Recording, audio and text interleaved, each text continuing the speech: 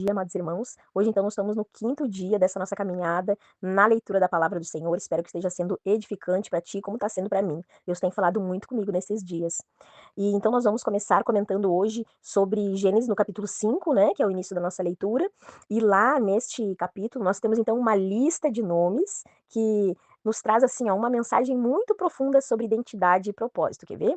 Vou te mostrar. No capítulo anterior, que nós lemos ontem, o capítulo 4 de Gênesis, a gente viu a descendência de Caim, lembra? Uma linhagem assim marcada por escolhas erradas, violência, afastamento de Deus. Ele foi até expulso da presença do Senhor. Mas agora, no capítulo 5, o Senhor muda tudo. Ele começa a falar da sua própria descendência. Quer ver? Eu vou te mostrar aqui. E para isso eu quero só reler contigo o versículo 1 ao 3 do capítulo 5. Ele começa assim: Essa é a lista dos descendentes de Adão. Quando criou os seres humanos, Deus os fez parecidos com ele, com o próprio Deus. Deus criou então homem e mulher e os abençoou. E lhes deu o nome de humanidade. No versículo 3 diz: Com a idade de 130 anos, Adão foi pai de um filho, que era parecido com ele, parecido com Adão, e pôs nele o nome de Sete. Então a gente vê aqui o próprio Deus se incluindo aqui nessa genealogia e dizendo: Eu criei Adão, que era parecido comigo, e Adão teve um filho chamado Sete, que era parecido com ele. Olha só que lindo isso. Agora eu gostaria de falar com vocês sobre o significado de cada nome. Vocês vão ver que no final tem uma mensagem incrível aqui, profética, que aponta lá para Jesus, em cima do significado dos nomes dessa genealogia. Então a gente vai começar com o nome Adão, que significa homem, feito da terra. Depois vem o filho dele, Sete, que significa posto, estabelecido, alguém levantado por Deus. Em seguida a gente vê Enos, que significa homem frágil, mortal, ou seja, Deus está aqui mostrando que o homem é limitado, falho, dependente. Depois aparece Cainã, que tem a ideia de dor, sofrimento. Mas aqui no meio dessa realidade de dor surge Maalalel, que significa louvor a Deus. Então vem o nome Jared, que significa descer. É como se Deus estivesse dizendo: Eu desço ao encontro do homem. Depois então aparece Enoque, que significa dedicado, consagrado. A Bíblia diz algo muito lindo sobre Enoque. Diz que ele andou com Deus. E não foi só assim uma caminhada religiosa, não. Ele teve realmente um relacionamento profundo com o Senhor. Depois, então, a gente tem o nome Matusalém, que significa, quando ele morrer, isso será enviado. É uma mensagem profética. Em seguida, aparece o nome Lameque, que significa força, mas também expectativa. E no fim, tem o nome Noé, que significa descanso, consolo. E quando a gente junta o significado de todos esses nomes, a mensagem fica assim, presta atenção, olha só. O homem, frágil e caído, vivendo em dor, é alcançado por um Deus que é digno de todo louvor e que desce, se revelando, anunciando juízo, mas também traz salvação e descanso. Aleluia, glória a Deus. Viu como tudo isso aqui aponta para Jesus?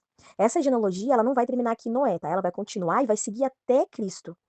Uma linhagem de pessoas aqui que são imperfeitas, não são pessoas perfeitas, mas que elas decidiram andar com o Senhor, que o próprio Deus reconhece como sendo da sua linhagem. Assim como Enoque andou com Deus, a gente também pode andar, meus irmãos. Não importa se tu está começando agora. Deus, ele sempre acolhe aquele que decide andar com ele. Agora nós vamos passar para a segunda leitura, que está lá no livro de Isaías, no capítulo 2, né? A palavra, então, continua falando com a gente nesse mesmo sentido, olha só.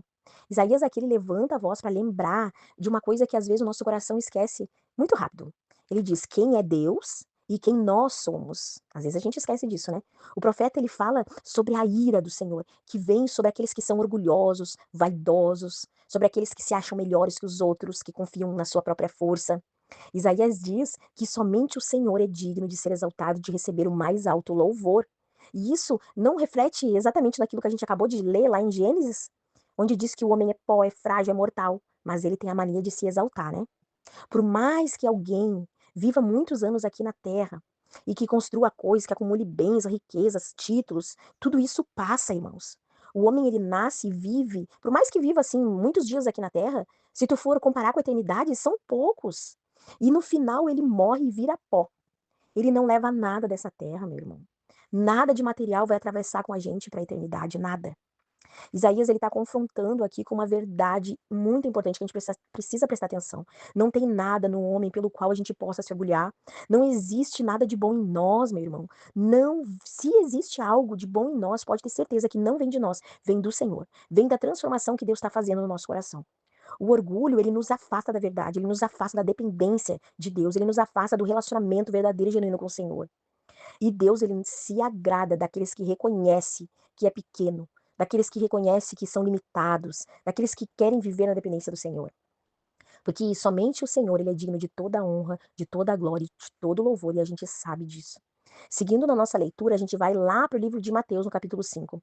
E aqui sim, parece que tudo se conecta, olha só.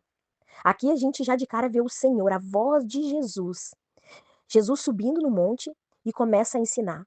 Quem realmente é bem-aventurado aos olhos de Deus. E olha só, o primeiro ensino de Jesus já mostra quem é bem-aventurado? Bem-aventurados são aqueles que são pobres de espírito, porque deles é o reino dos céus. Jesus está dizendo que o reino não pertence aos fortes, orgulhosos, autossuficientes, não, é daqueles que são humildes. O reino pertence àquele que reconhece que não é nada sem Deus. Vê se isso não conecta diretamente com o que nós lemos lá em Gênesis 5. Começou com o homem é pó, é frágil, é limitado. Depois veio Isaías dizendo que quando o Senhor diz que somente ele é exaltado e todo orgulhoso será abatido. E aí vem Jesus então, trazendo um novo caminho, e está revelando o coração do Pai, dizendo assim: "O caminho sempre foi a humildade, a dependência, o relacionamento com o Senhor". Jesus, ele continua de uma forma linda aqui dizendo que os bem-aventurados são os que choram, são os mansos, são os misericordiosos, puros de coração. Não são pessoas perfeitas, são pessoas que são quebrantadas, que reconhecem mesmo quem são diante do Senhor, são pessoas conscientes da necessidade que elas têm da presença de Deus. E hoje, através dessas 3 leituras que nós tivemos no dia de hoje, Deus nos mostra um mesmo lugar, que o Senhor está nos chamando para este lugar, que é o lugar da humildade, do arrependimento, do relacionamento, da dependência dele. Porque no fim, meus irmãos, no fim, somente o Senhor é digno de toda honra, de todo louvor e de toda a nossa vida. Aleluia, glórias a Deus. Eu gostaria então de agora fazer uma oração contigo, em cima de tudo aquilo que Deus nos mostrou, de tudo aquilo que Deus quer nos ensinar no dia de hoje com essa palavra, amém? Ó Pai querido, amado Deus Todo-Poderoso, ó Senhor Rei da Glória, nós te pedimos perdão, Senhor, por nossas atitudes, por nosso orgulho, pela altivez do nosso coração, pelo ego, Senhor, ó Deus, que tantas vezes toma o teu lugar, pela, Senhor, arrogância, que faz achar que a gente é alguma coisa sem o Senhor, sendo que a gente não é nada sem a tua presença. Oh, Deus, nos perdoa, Pai. Quando a gente confia na gente mesmo, Deus, quando a gente se exalta, quando a gente tem a necessidade de ser visto, de ser reconhecido, de ser admirado, Senhor. Quando a gente deixa o nosso eu falar mais alto do que a tua própria voz, a nossa vida, Deus, oh, Senhor.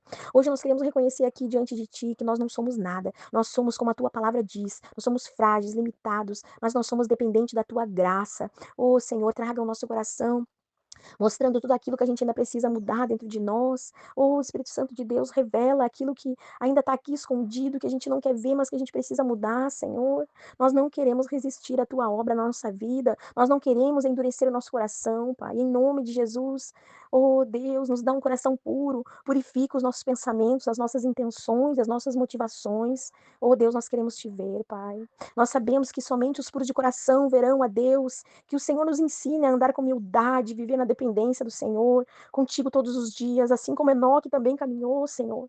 Oh Deus, entregamos o nosso coração, a nossa vida, os nossos caminhos diante de Ti. Nós te entregamos, Senhor, porque mesmo nós sendo pó, o Senhor nos ama, o Senhor nos chama e nos transforma, aleluia. Nós colocamos agora diante de Ti, Senhor, essa oração, te pedindo que o Senhor receba o nosso arrependimento, a nossa entrega, em nome de Jesus. Amém, aleluia, Senhor, glórias a Deus.